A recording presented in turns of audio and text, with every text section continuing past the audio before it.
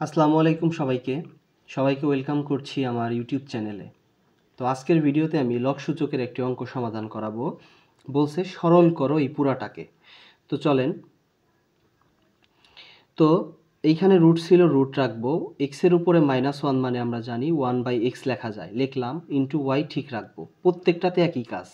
তাহলে এইখানে করব 1/y ইন্টু কত হবে z। এইখানে হবে 1/z ইন্টু কত x। প্রত্যেকটাতেই একই কাজ করছি। এখন কি করা যায়? এখন এই ওয়াইটা উপরে, ওয়ানটা উপরে, মাঝখানে গুণ, তার মানে গুণ আকারে আছে। তো সবগুলোর সাথে গুণ করে দিব উপরে উপরে। তার মানে ওয়াই আর ওয়ান গুণ করলে হয় ওয়াই, নিচে হবে এক্স প্লাস, সরি, এরপরে মাঝখানে কিন্তু সব গুণ আকারে আছে।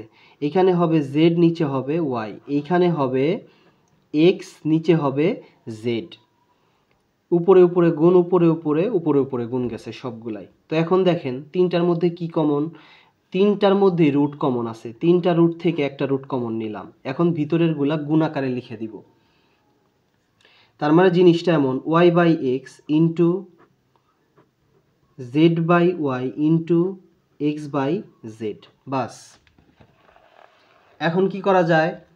এখন দেখেন এই এক্স নিচে, এটা উপরে কাটা দেওয়া যায়। ওয়াই উপরে, এটা নিচে কাটা দেওয়া যায়। জেড উপরে, নিচে আপনারা জানেন কোনাকুনি এরকম কি করা যায়? কাটা দেওয়া যায়। তাহলে কাটাকাটির পরে দেখেন কিছুই থাকে না, মানে গুণ ভাগের পরে এক থাকে। আমি আবারও বলতেছি, গুণ ভাগের পরে যদি কিছু না থাকে সেইখানে ওয়ান থাকে। আমি অনার্স পর্যন্ত পোলাপান পড়াই, তারা পর্যন্ত এই ভুলটা করে যে গুণ ভাগের পরে কিছু না থাকলে দেয় 0, আর যোগ বিয়োগের পরে কিছু না থাকলে সেইখানে দেয় 1। রং।